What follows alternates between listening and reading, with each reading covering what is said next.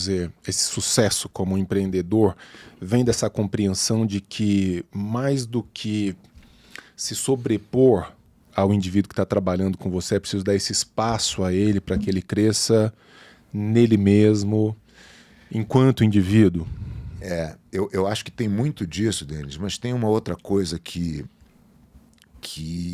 é muito importante também, que é você ter uma flexibilidade no sentido do que você suporta de diferença. Porque o que eu vejo que é um limitador para as pessoas que lideram alguém? Elas querem que as pessoas façam o que elas acham perfeito. Sim. É a perfeição delas, não quer dizer que seja perfeito, né? Sim. O que eu acho que é o ideal é diferente do que você acha que é o melhor ou do que você tem capacidade de fazer. O ponto é, se eu exijo de você essa execução da mesma forma, é restritivo num ponto. Eu perdi você. É claro. Com toda a sua capacidade, com toda a sua singularidade. Então, o que eu mais tive que trabalhar nesse sentido foi... Porque, claro, quando você é atleta, você quer fazer todos... Você vai buscando a perfeição do movimento, né? De tudo que você faz. Quando você sai de ser atleta, tem uma chavinha. Atleta 100% para mim, professor 100% para o outro. Uhum. Então, essa chave é fundamental. Se você não virar, você não vai ser professor nunca. E quando você vai para liderar, você tem que ter esse equilíbrio de falar, bom, o que é bom para mim? Eu não estou aqui também de mais Teresa de Calcutá, né? Temos aqui a Erin na veia um pouquinho. E ninguém pode te perder como líder também. Também. Então você não pode se perder no próximo caminho. E eu quero me beneficiar desse processo. Claro. Mas eu preciso ter uma flexibilidade de respeitar que as pessoas têm a sua individualidade e que o meu ideal não é necessariamente o melhor e certamente não é o possível. Então, como é que você se liberta desse peso da perfeição? E eu consegui fazer isso com uma certa tranquilidade. Venho fazendo, exercitando isso cada vez mais. Mas demorou? Demorou. A gente deu várias cabeçadas. Eu fiz várias coisas erradas. Eu era muito mais rígido, né, do que eu sou hoje, né, com as pessoas que estão à minha volta e tal. Mas, de novo, né, tudo é um processo de aprendizagem. Eu não acho que dá para ser diferente, sabe? Deixa eu perguntar uma coisa. Pegando essa parte do business aí, qual que foi a grande sacada para... Depois a gente viu, o jiu-jitsu cresceu muito no Brasil na década de 80, 90, para vocês conseguirem pivotar isso e construírem aí um império do jiu-jitsu que é a Allianz. Qual que foi a sacada e como que se transicionou isso? Metodologia. Essa é a grande virada. Esse é, sem nenhuma dúvida, o game changer do negócio. E por que metodologia? Porque o jiu-jitsu, ele tem algumas fases, né? Tem a fase inicial da família Gracie, da introdução do jiu-jitsu no Brasil, lutas de vale tudo para provar que o jiu-jitsu era mais eficiente que as outras artes marciais. Conta só esse negócio de como que o Brazilian Jiu-Jitsu acabou surgindo, dos Gracie chegando, que é uma história muito louca, que você junta um esporte que foi criado na Índia, depois foi aperfeiçoado no Japão, e ele veio pro Pará através de um japonês que conheceu um cara do Rio de Janeiro, e hoje a gente tem tipo um bagulho que, você fala, só no Brasil pode acontecer essas coisas. Não tem como acontecer em outro lugar. Não, você sabe que tem um historiador... Aí a gente volta à questão da metodologia. A gente vai... dá para emendar. Tem um historiador que chama Elton Silva. Ele acho que ele é o maior pesquisador do Brasil de artes marciais. A gente foi criado ouvindo a história contada pela família Gracie, a história contada pelos vitoriosos. Né? Sem dúvida. Sem dúvida. O vencedor das batatas. Existe uma outra. Todos os mitos que criados entorno, e defendidos pela gente durante muitos anos. Mas a história, na verdade, ela está romantizada.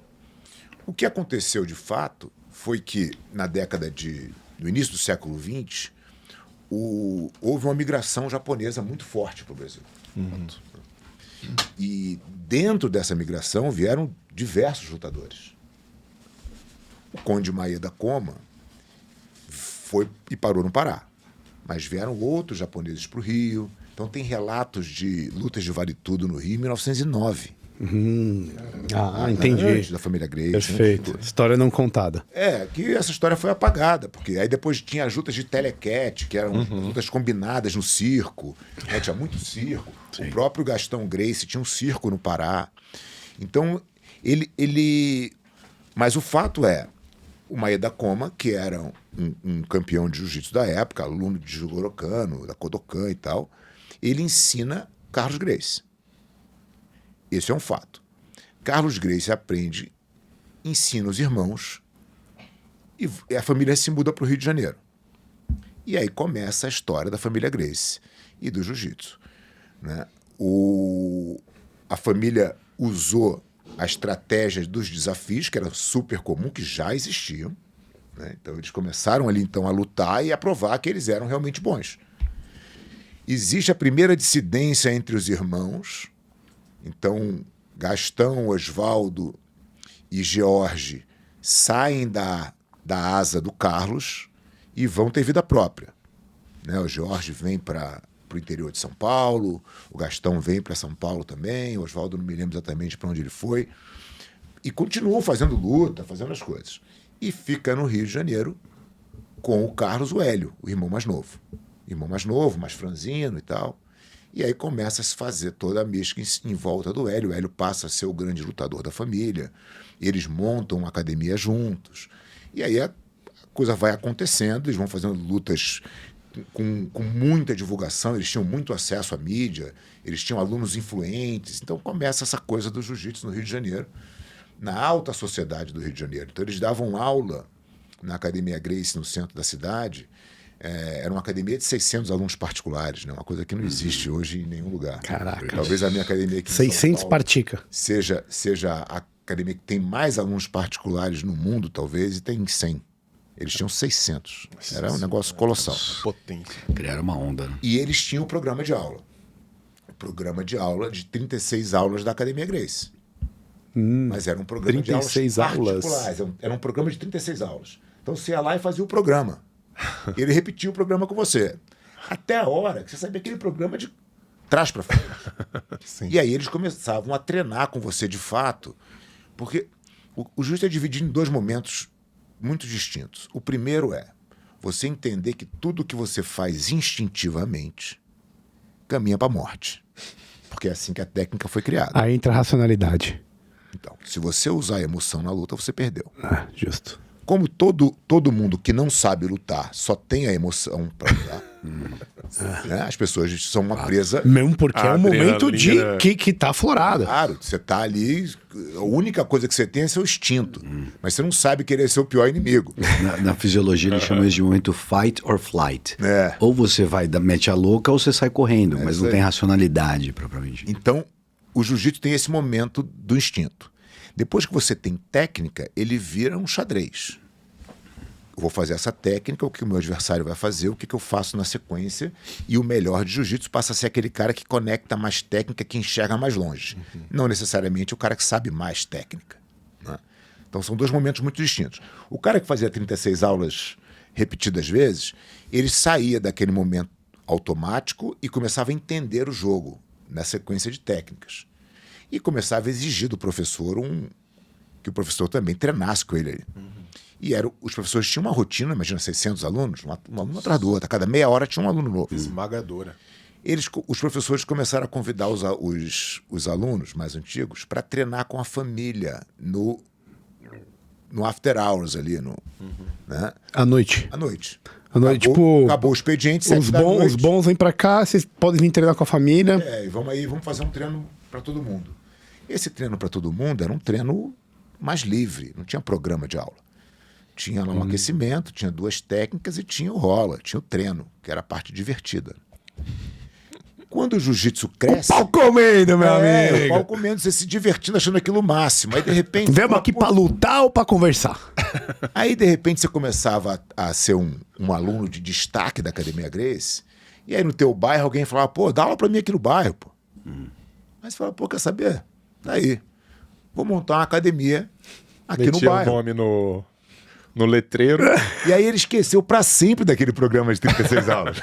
Porque o legal é sair na porrada. Então o cara botava lá os caras e treino. É isso. E o jiu-jitsu cresceu assim. Aí eu volto pro ponto da metodologia. Boa. O jiu-jitsu cresceu assim e, obviamente, ele foi ficando extremamente restrito às pessoas que, primeiro, tinham um atleticismo suficiente para aguentar o tranco, né? E que queriam passar por aquilo. A grande massa da população falou, não, isso aqui não é para mim. Estou fora de jiu-jitsu. Isso foi expulsando as pessoas. E aí, eu tive um clique numa viagem minha de um seminário para a Europa, e que eu conheci um mestre de 21, que é uma espécie de Kung Fu, e eu fui assistir uma aula dele e entendi que a aula não tinha muito atratividade em termos de arte marcial, né? Nem de fitness, não era uma coisa física, mas ele tinha um sistema onde o aluno sabia exatamente onde ele estava no processo. E aí eu olhei e falei, cara, a gente faz tudo errado. Imagina que o jiu-jitsu, você entrava numa academia e se pergunta assim, pô, quando que eu vou ganhar a faixa azul? Aí o cara fala, Uma hora aí. a hora que o professor olhar pra tua cara e achar que você tá bom o suficiente. Azedou. Não existia nenhum padrão. Sim. É como se a gente entrasse numa faculdade de filosofia e você fala assim, pô, quando é que eu vou me formar, Denis? Você fala, não sei, meu. Vai estudando aí. No dia eu te conto. O professor quiser. Extremamente desmotivante, né? As pessoas falam, cara, não tem... Você não tem meta, não tem objetivo, e você não mede isso, você não você Não tem desiste. baliza. Não tem baliza, exatamente. Tá na hora da gente organizar essa bagunça aqui que foi totalmente deturpado. Não era o que a família Gracie construiu. Era o que o povo tinha criado ali, uma bagunça. Que até parecia até uma seita, assim, né? Não, isso aqui só pode esse, isso aqui não vai, não entra. Não é que você não entra, era uma seleção natural. Se você quer entrar aqui na turma, você vai ter que estar disposto a atravessar o deserto. É o que eu chamo da década de sobreviventes, né? De final dos anos 80, 90, início dos 2000. Muita pancada, pouco método. É zero método e era uma fase duríssima. Quando eu olhei e falei, bom, a gente precisa mudar isso, a gente vê... Onde é que você estava nesse momento? Você estava com essa galera? Eu Tomando e dando porrada? Sim, eu estava na academia treinando para ser campeão. Beleza. O foco era ser campeão. E eu dava aula, só que eu não dava aula com esse foco, mas isso era importante para a academia. Então, acabava que todo mundo cometia o mesmo erro. Era todo mundo junto, era o faixa branca com faixa roxa, com faixa marrom, com faixa preta, tudo na mesma turma. Era uma salada terrível.